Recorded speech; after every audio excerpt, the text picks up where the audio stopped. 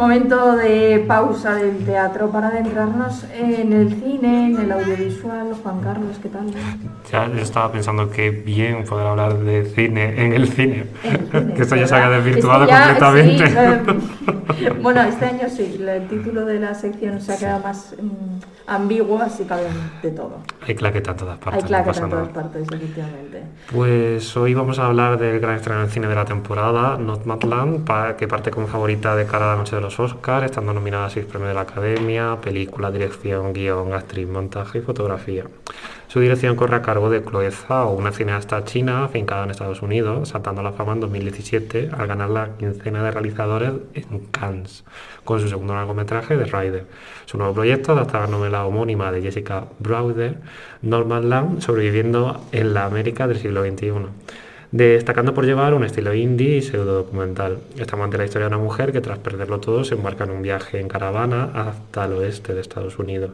La interpretación de la doblemente oscarizada Frances McDormand destaca por una gesticulación y una expresión corporal contenida, su capacidad para mimetizarse con el entorno e interiorizar los factores más determinantes y críticos de llevar una vida sobre ruedas, brindándole tal realismo a su personaje que a veces dudamos de si no se trata de una verdadera nómada.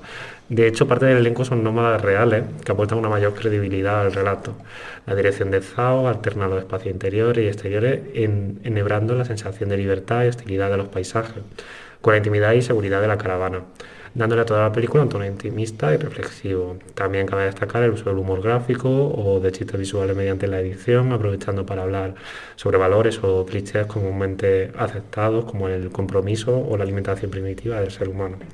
Estamos ante un ejemplo claro de película de Oscar, de corte artístico y realismo poético, pequeños acontecimientos, ritmo lento, planos largos y generalmente soportadas por la interpretación de un único protagonista. En este caso viene aderezada por la composición musical de Ludovico Einaudi, un grande de la música moderna. Os invito a adentraros en esta pequeña historia llena de relatos comunes en un viaje a través de la aceptación y la pérdida, a través de la búsqueda de nuestro lugar en el mundo. Cabe destacar a día de hoy sus 2 Globos de Oro, el premio de público en Toronto y el León de Oro a la mejor película en el último Festival de Venecia. Se abre así un prometedor futuro para una más que clara ganadora del Oscar, siendo Zhao la segunda mujer que podría ganar el Oscar a la mejor dirección en 93 años. Telita. Y como siempre, Disney ha sido lista y la fichó para dirigir su próxima película de superhéroes, Eternals, una cinta espacial de Marvel que debería llegar a finales de este año con Angelina Jolie, Richard Madden o Salma Hayek en el reparto.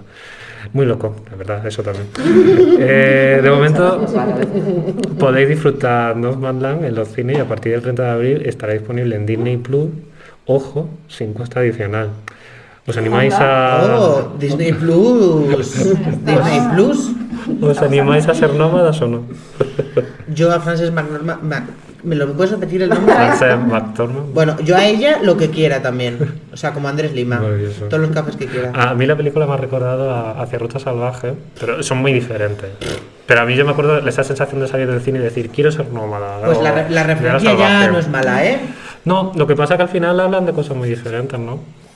Todos tenemos ganas de quemar el dinero, pero luego también caga en un bote todos los días, ¿no? No, yo ganas de quemar el dinero no, pero ganas de tener dinero para comprarme una buena caravana. Yo de cagar en un bote. Yo no, yo de que tenga baño, ¿sabes? La caravana, te digo. Bueno, por lo menos ese ya va en caravana, no como el otro, esperando a que te coma el oso. Pero soy así. lo primitivo, lo salvaje está muy bien. Sí, yo de las películas del poco que he visto reciente, que me ha gustado mucho. Así que espero que le vaya bien. No mi favorita para el Oscar, pero ganará. Favorita para el Oscar? Minari, me gusta mucho. Minari. Y el padre. Tendremos ahí sección de Oscar. Sí, ya vendremos a comentar que este año hay mucha diversidad y está interesante. Gracias, Juan Carlos. A ti.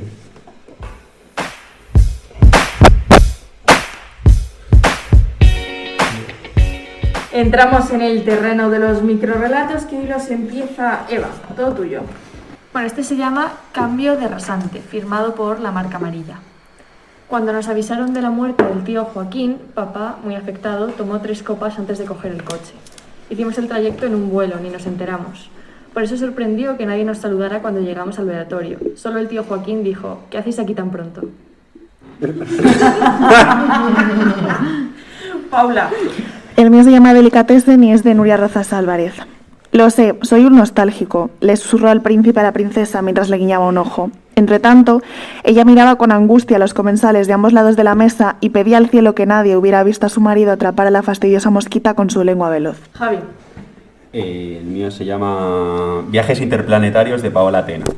Sus deseos de comprarlo todo en Marte fueron la ruina de nuestra familia, que allá se encuentran telas de mejor calidad, que si el pescado es más fresco, que mira qué fabulosos ramos de flores, pero al final ni flores, ni pescado, ni telas. Cuando nació nuestro primer hijo, con su viscosa piel verde y ese par de ojos que casi le ocupan la cara entera, por fin comprendí el porqué de su incontrolable afición por los viajecitos interplanetarios.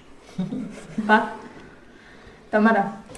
Pues yo voy a leer Todo se reduce de Miki Naranja. Todo se reduce a un par de amigos inquebrantables, un par de libros inenarrables, un par de amores inolvidables, a un par de millones opacos al fisco. Paloma. La oveja negra de Augusto Monterroso. En un lejano país existió hace muchos años una oveja negra. Fue fusilada. Un siglo después, el rebaño arrepentido le levantó una estatua ecuestre que quedó muy bien en el parque. Así, en lo sucesivo, cada vez que aparecían ovejas negras, eran rápidamente pasadas por las armas para que las futuras generaciones de ovejas comunes y corrientes pudieran ejercitarse también en el arte de la escultura. Juan Carlos. Yo he traído Verter agua en acuarelas de Leticia Sala. El cariño no se recuerda, la ternura la olvidé.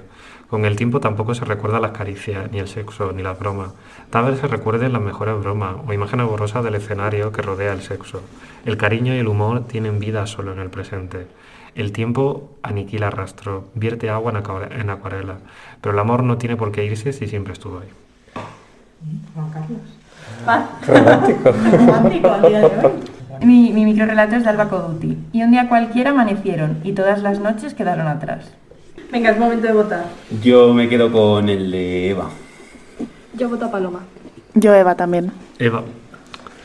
Eva. Yo también al tío Joaquín, a Eva. Eva. Que vas arrasado. Notario, apunte. Sí. Hasta luego.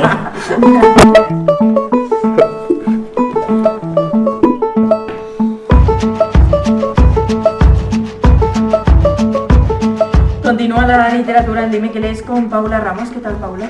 Muy bien. Aquí estamos también. Aquí estamos. Es la frase del programa de hoy. Aquí estamos. Sí. Que menos mal que estamos. ¿De qué libro hablamos hoy? Bueno, aprovechando que hace muy poquito ha sido el 8 de marzo y como es una reivindicación que no podemos olvidar y que tiene que ser todos los días, hoy os vengo a hablar de El hombre que no deberíamos ser, de Octavio Salazar. No sé si alguien lo ha leído, ha tenido oportunidad, sabe de qué va. No conozco al autor, pero no el libro. Bueno, de hecho, bueno, os voy a leer también el que es el antetítulo, que es la revolución masculina que tantas mujeres llevan siglos esperando. Para ilustrar un poco lo que es el libro, me voy a servir de las palabras del autor, que dice exactamente esto. Este libro no es un memorial de todos los agravios que los hombres, como sujetos privilegiados, hemos cometido a lo largo de la historia. Este libro no pretende hacer un ajuste de cuentas con el hombre, sino con el patriarcado. Este libro mira al presente y sobre todo al futuro, porque lo que pretende es colocarnos a los hombres delante del espejo para que reflexionemos sobre todo aquello que no deberíamos ser y para indicarnos el itinerario a seguir para construirnos de otra manera.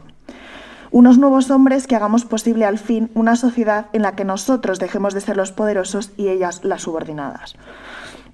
Me parece sin duda una lectura muy interesante porque se aleja un poco de eso que tendemos a hacer y es como separarlo y que sea como un problema de reivindicar simplemente eso, somos iguales, tal. No, hay que analizar el porqué y en vez de fijarlo en nuestro lado, fijarlo también en lo que es el suyo, ¿no?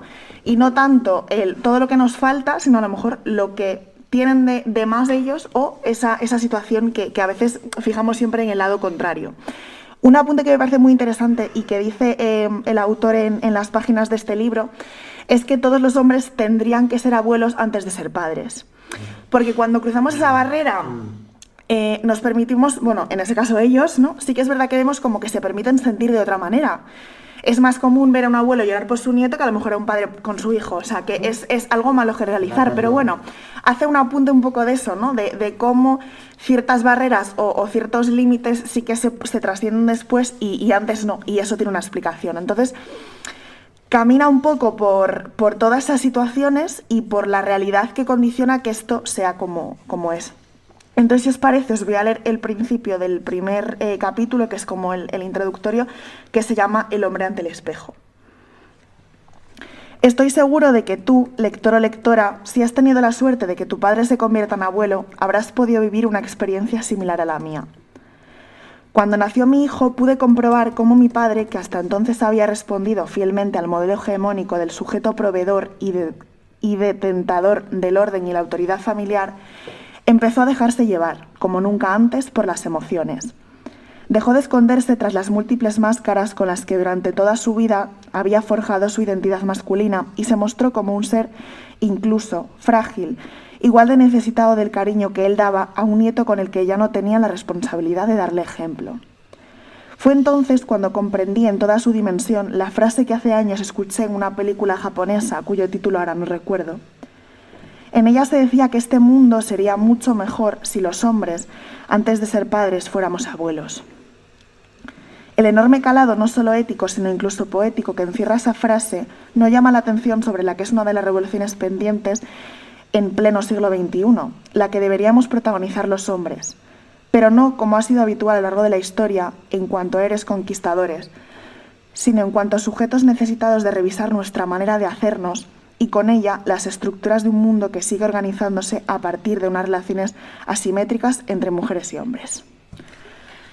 Pues gracias, Paula. Ahí tenemos esta recomendación literaria, el hombre que todos deberíamos ser. El hombre que no deberíamos ser. No deberíamos ser. Efectivamente. Un apunte muy rápido. Sí. O sea, me parece que es importantísimo que empecemos, o sea, que los grupos hablen de las necesidades de los grupos. Es decir, estoy un poco cansada de oír a mujeres hablar de cómo se tienen que deconstruir los hombres y no a los hombres de cómo tienen que deconstruirse. Creo que es muy interesante escuchar esto. Igual, mira, no he dicho prostitución, pero lo voy a decir. Igual que creo que es importante escuchar la voz de las prostitutas y que sean ellas las que hablen de lo que necesitan, de las mujeres y los hombres trans de lo que necesitan, y que los demás no opinemos porque no sabemos qué es vivirlo. Entonces creo que hombres hablen de nuevas masculinidades, pues es una cosita que ya está yendo bien. Por eso, sí, yo creo que por eso es interesante el libro, porque se aleja un poco de lo que es la óptica habitual y mira desde desde su propio ámbito y lo que ellos tienen que hacer o lo que deberían, ¿no? Entonces, pues con eso nos quedamos. El hombre que no deberíamos ser, de Octavio Salazar. Para el Día del Padre esto hubiese sido un regalazo, ¿eh? Te lo digo. Pero bueno, nunca es tarde. No, nunca es tarde, nunca. Improvisación, amigas.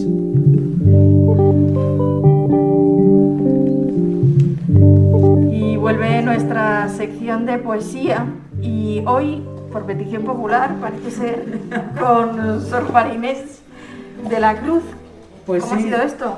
Pues mira, hacía tiempo, la semana pasada no quería hacer, o sea, hace 2 semanas no quería hacer tema de la mujer porque creo que es la era de la mujer. Y me parece que bueno, que se puede colar en cualquier momento. Sor Juana Inés de la Cruz es para mí una de las 3 diosas del barrio, junto con Santa Teresa de Jesús y Ángela de Acevedo. Pero es que tengo un montón de alumnos que ahora mismo la están estudiando y la han puesto como ejemplo en primero y en segundo de bachillerato. Entonces es como un... Hay que aprovechar. Me encanta esto porque yo no la estudié en el instituto.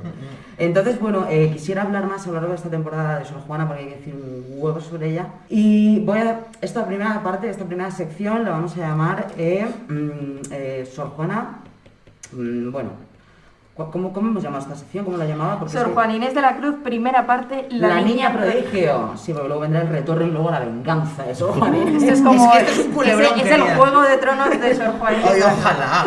Pues vamos a ir. Cersei del siglo de oro. Vamos a ir a por ello. Venga. Primero, ¿quién era Sor Juana Inés de la Cruz? Cuéntanos. Vamos a pasar directamente porque llegamos a la primera parte, ¿vale? Que es su nombre, Juana Inés Ramírez de Aspaje y Ramírez de Santillana. ¿Vale? Es hija de criollos. Ella nace en México, que es Nueva España, en 1650, y en una familia criolla de buen nombre, ¿vale? Su padre era vizcaíno, de hecho, tenía un pastuqui. A los 3 años de vida ya sabe leer y escribir, y a los 8 ya escribía loas eucarísticas en latín, ¿ok? Hay que remarcar en esto lo importante de su obstinación académica, que es ahí donde está su lucha, porque estamos hablando de una época en que las mujeres no tienen acceso a la educación si no es a través de la Iglesia. Y aún así, en su formación está totalmente restringida por la Iglesia Católica Apostólica Romana de todos los Dichosos santos. Dicho esto, Juana no nace monja, pero sí intelectual. Si se me permite la referencia, Juana Inés es la Nina Simone del momento. Autodidacta con gran capacidad académica, se forma a sí misma gracias a la biblioteca de su abuelo en la hacienda de Panoayán. Y a los 14 se convierte en la dama de honor de Leonor Carreto, esposa del virrey Sebastián Toledo. Y de este vasallaje de Juana Leonor ya hablaremos en el siguiente episodio. Pues ella brilla en la corte del Nuevo Mundo por su propia erudición. Y no es dificultad que la apadrinen, pero Juana ingresa en las Carmelitas en 1667 y aun con problemas de salud jura los votos perpetuos en la Orden de San Jerónimo, donde vive el resto de su vida sin obligación de matrimonio y con mucho tiempo para escribir.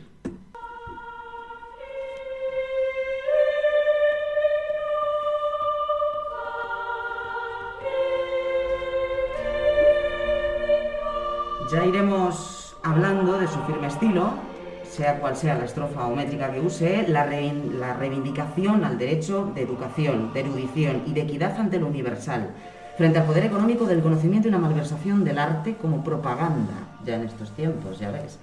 Y son su sello.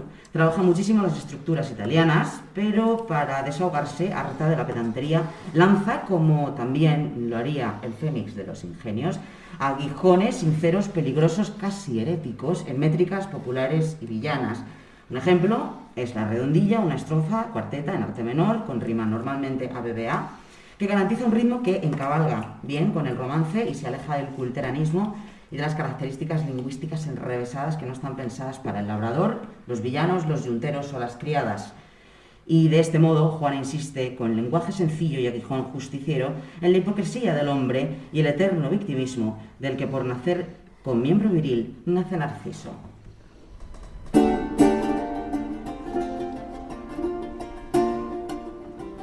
Hombres necios que acusáis a la mujer sin razón, sin ver que sois la ocasión de aquello que culpáis. Si con ansia sin igual solicitáis su desdén, ¿por qué queréis que obren bien si las incitáis al mal? Combatís su resistencia y luego, con gravedad, decís que fue liviandad lo que hizo la diligencia. Parecer queréis de nuevo de vuestro parecer loco, el niño que pone el coco y luego le tiene miedo. Queréis, con presunción necia, hallar a la que buscáis para pretendida, dais en la posesión, Lucrecia. ¿Qué humor puede ser más raro que el que, falto de consejo, él mismo empaña el espejo y siente que no esté claro? Con el favor y desdén tenéis condición igual, quejándoos si os tratan mal, burlando si os quieren bien. Siempre tan necios andáis que con desigual nivel a una culpáis por cruel y a otra por fácil culpáis. Pues ¿cómo ha de estar de templada la que vuestro amor pretende, si la que es ingrato ofende y la que es fácil enfada? Mas entre el enfado y pena que vuestro gusto refiere, bien haya la que no os quiere y quejaos enhorabuena. Dan vuestras amantes penas a sus libertades alas, y después de hacerlas malas, las queréis hallar muy buenas. ¿Cuál mayor culpa ha tenido en una pasión errada? ¿La que cae derrogada o el que ruega decaído? ¿O cuál es más de culpar, aunque cualquiera haga mal? ¿La que peca por la paga o el que paga por pecar? Pues ¿para qué os espantáis de la culpa que tenéis? Queredlas cual las hacéis, o hacedlas cual las buscáis. Dejad de solicitar y después, con más razón, acusaréis la afición de la que os fuere a rogar. Bien, con muchas armas fundo que lidia vuestra arrogancia, pues en promesa e instancia juntáis diablo, carne y mundo. ¡Bravo! Esto ha sido un regalazo para el Día Mundial del Teatro que celebramos hoy, hablando de todo un poco. Hablamos de Sor Juana Inés de la Cruz, que va a dar para muchos episodios, ya lo sabemos. Tres partes. Una tres trilogía partes. de Esta es una trilogía poética. Gracias por acercarnos a esta figura que tan importante es que conozcamos y que indaguemos más en ella. Gracias, Paloma. A vosotros.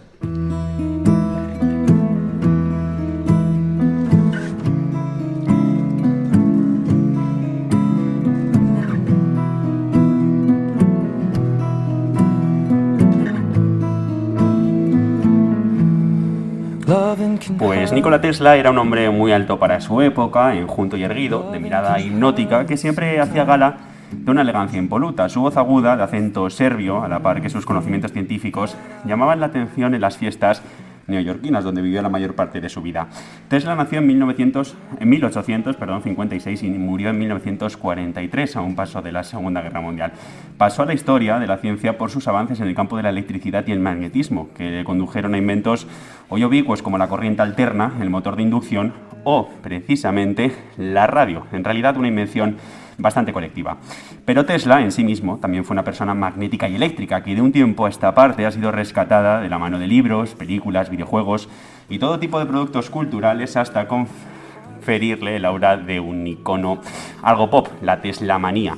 Se ve como una figura olvidada, contracultural y revolucionaria, pero no solo un personaje curioso del siglo XIX o el padre de la tecnología eléctrica. Tesla también es un innovador, de donde viene el espíritu del emprendedor. En esta instantánea, en la que hablamos hoy, se puede ver la famosa y espectacular bobina de Tesla, que genera rayos visibles cuando se le acerca un tubo fluorescente, o el llamado huevo de Colón, un ingenio que mediante fuerzas electromagnéticas pone en pie un huevo, como por arte de magia.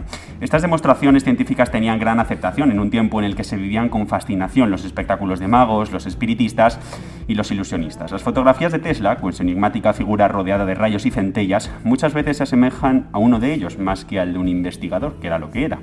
Otra idea seminal del científico fue la del sistema mundial, una red de torres que aseguraría suministro eléctrico para todo el planeta sin necesidad de cables y de forma gratuita, y también permitiría la comunicación. Se llegó a construir la primera torre, la Warden Clive en Long Island, aunque pronto perdió su financiación por parte del banquero JP Morgan, que no le auguraba una rentabilidad muy alta.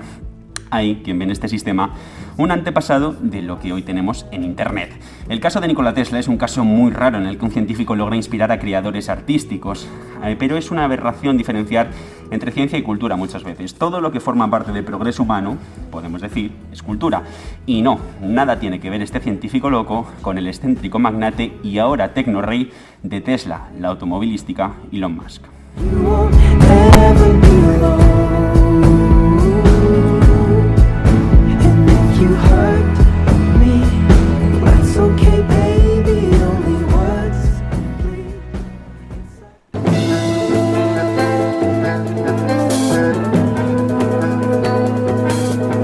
Abrimos una semana más en la despensa del tiempo y hoy para ir a nuestro gran día, que hoy celebramos el Día Mundial del Teatro. Basilia, ¿qué tal? Buena, muy bien. Sí, aquí con una obrita de teatro. Con una obra de teatro, nunca mejor dicho. Hoy hablamos de la obra Ofelia, esta trágica de Hamlet, de Shakespeare, perdón.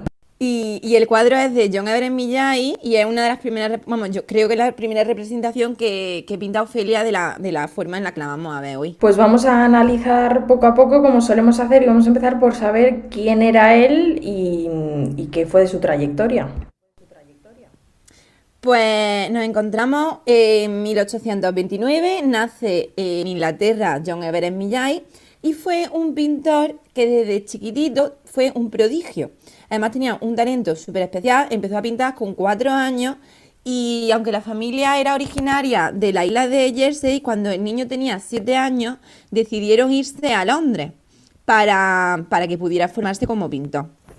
Fue allí donde con solo 11 años entra en la Royal Academy en 1840 y comienza su formación artística. Allí conoce a Hans y a Rossetti, que es con los que va a formar en el año 1848, cuando Millais tiene tan solo 19 años, la Hermandad Prerrafaelita, que es un grupo de artistas, ¿no? De artistas, de pintores, de poetas, de críticos, como una asociación.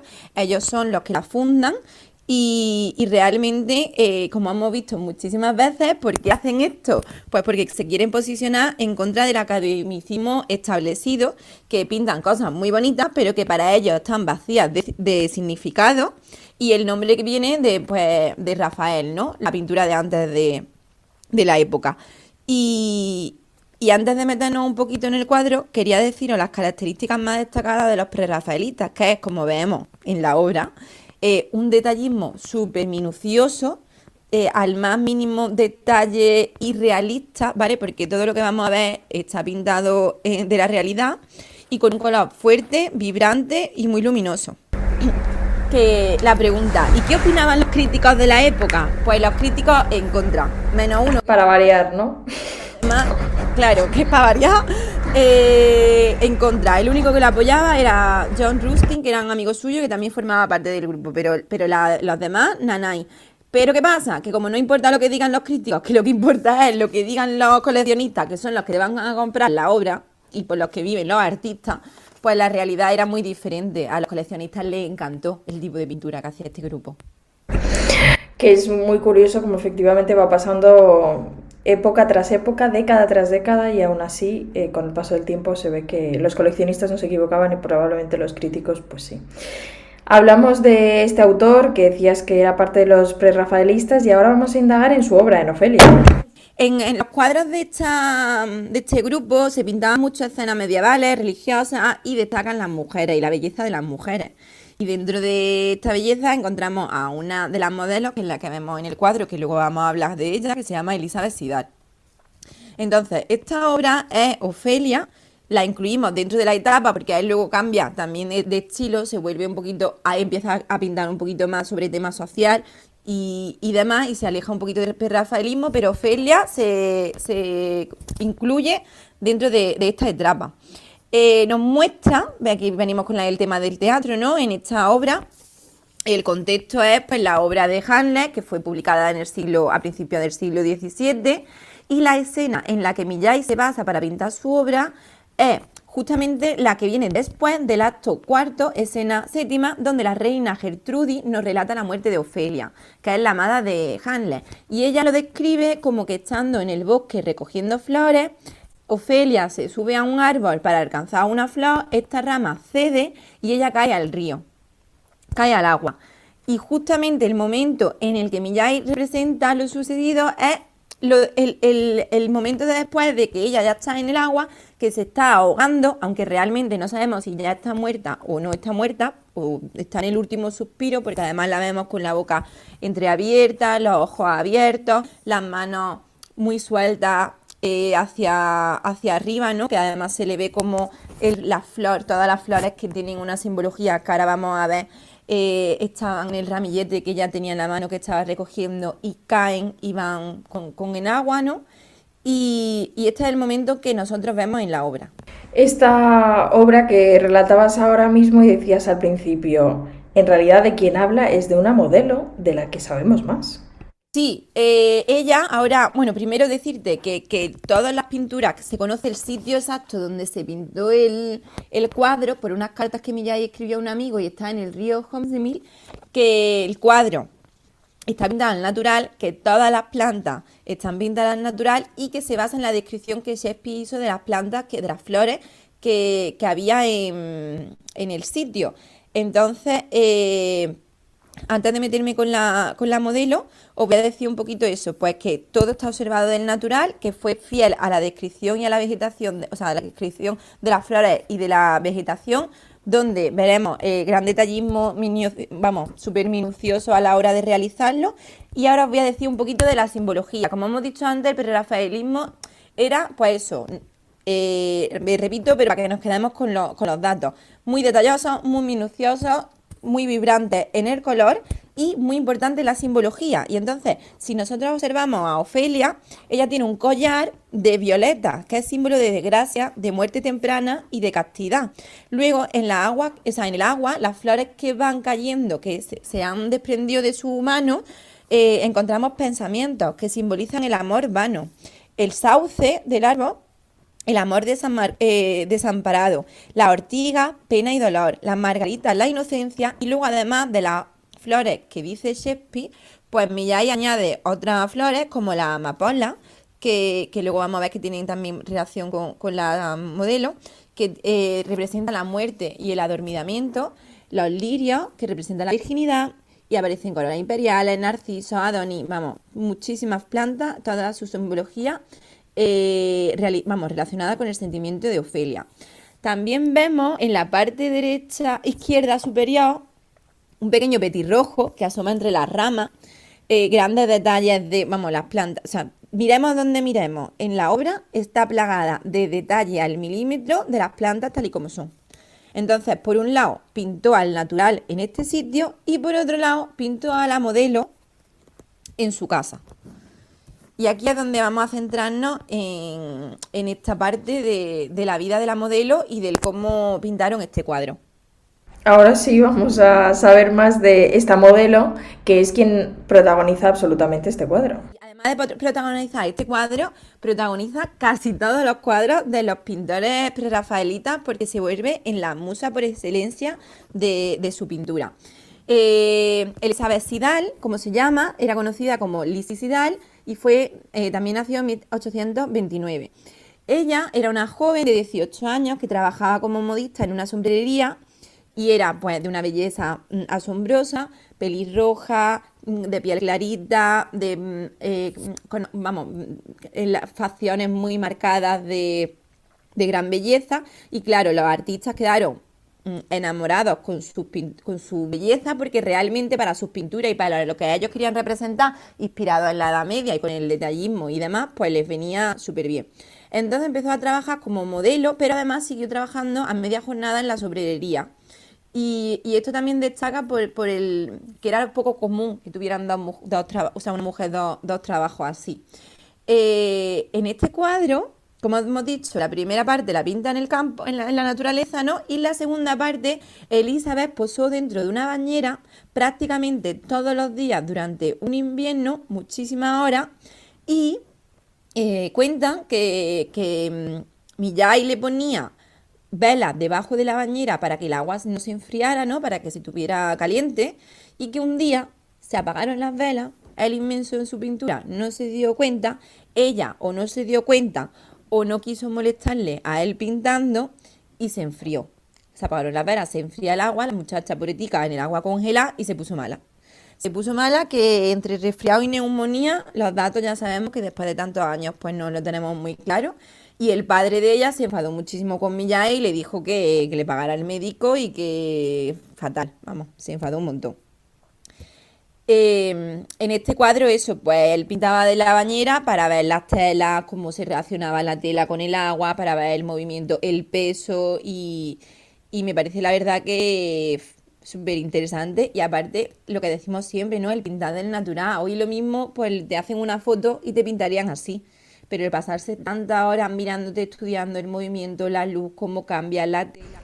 Hombre, yo creo que además hay arte en sí mismo en el hecho de el artista y él o la modelo, como precisamente había una peli que lo reflejaba muy bien y que es verdad, el artista y la modelo, que es un peliculón, dicho sea de paso, y que es muy recomendable y que precisamente lleva a reflejar eso, que no es solo quien pinta, es también quien posa, que eso es un esfuerzo enorme. Claro, totalmente.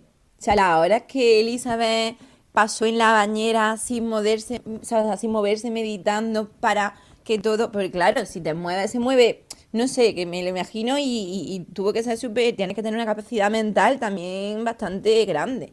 Siempre como, la modelo, y es como, o el modelo, ¿no? Y es como diciendo, pues es que el modelo se tiene que quedar quieto, me parece más complicado que el pintado. O sea, me parece un trabajo muchísimo más difícil. Pues una semana más hemos vuelto a unir la vida, que en este caso nos ha llevado al teatro, al Día Mundial del Teatro que celebramos hoy, celebramos con este programa, y nos lleva hasta la pintura con Ofelia. Y este magnífico cuadro que es para ver y para enmarcar, para que cada uno se pueda hacer una pequeña copia y quedárselo en casa porque es una belleza. Y para terminar te quería comentar la vida de la autora, porque realmente luego ella se casa con Rossetti, que es uno de los fundadores de los prerrafaelitas, ¿no? Que él es poeta. Y tienen una vida un poco ahí catastrófica, porque él es de una alta clase, ella es de familia obrera, no le quiere presentar a su familia. De hecho, cuando se casan en 1860, cuando ya llevan un tiempo juntos, y tienen 2 testigos, pero no hay ni familiares ni amigos. Los testigos se han encontrado por la calle en la ciudad y le han dicho, oye, que necesitamos 2 testigos para la boda, venirse. Entonces, pues, aparte ella también empieza a tener un poquito de algún tipo de enfermedad, hay varias versiones y no se tiene claro qué le pasaba, pero sí es verdad que tenía una fuerte depresión que se agranda con las infidelidades de su marido. Y además se vuelve adicta al láudano. En 1861, un año después de casarse, se queda embarazada y da a luz una niña muerta. Claro, ya la muchacha pobrecita, depresión por 1000.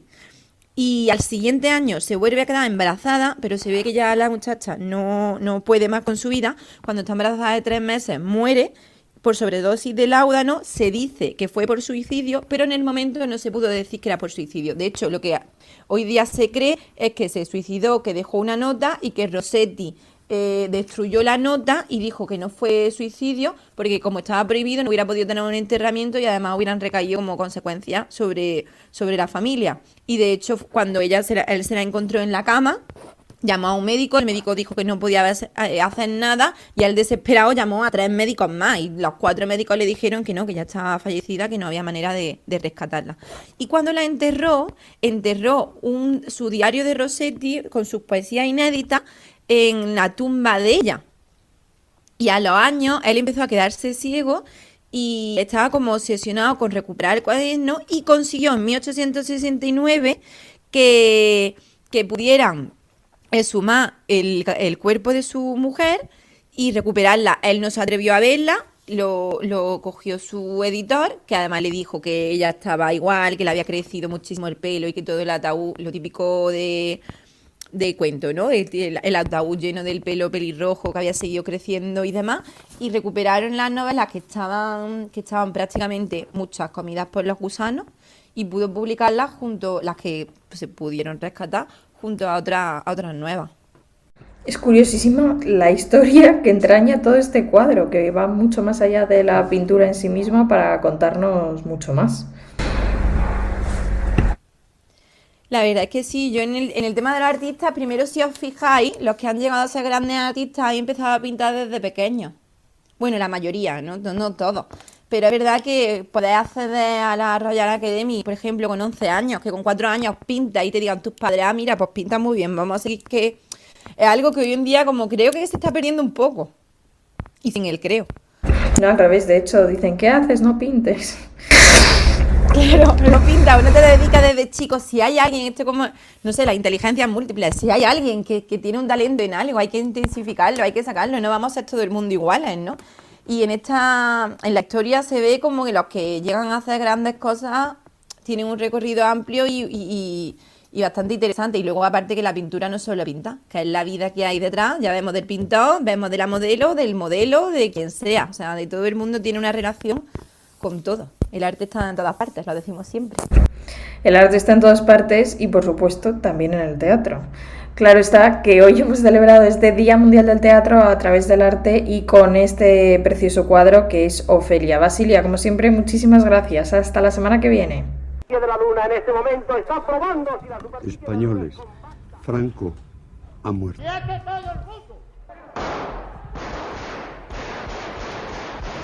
Monse, oye, estoy en Atocha, ha habido una bomba en el tren y hemos tenido...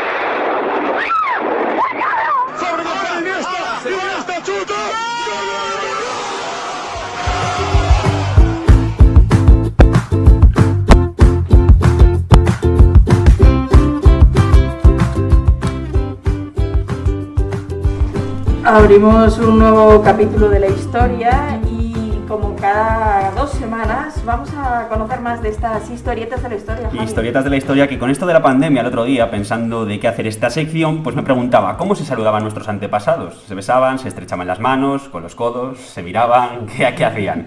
Normalmente la historia nos ha transmitido la expresión de saludo a la romana para referirse a menudo al que empleaban los romanos clásicos y después los diversos movimientos fascistas en el siglo XX, este saludo con la mano en alto y la palma hacia abajo.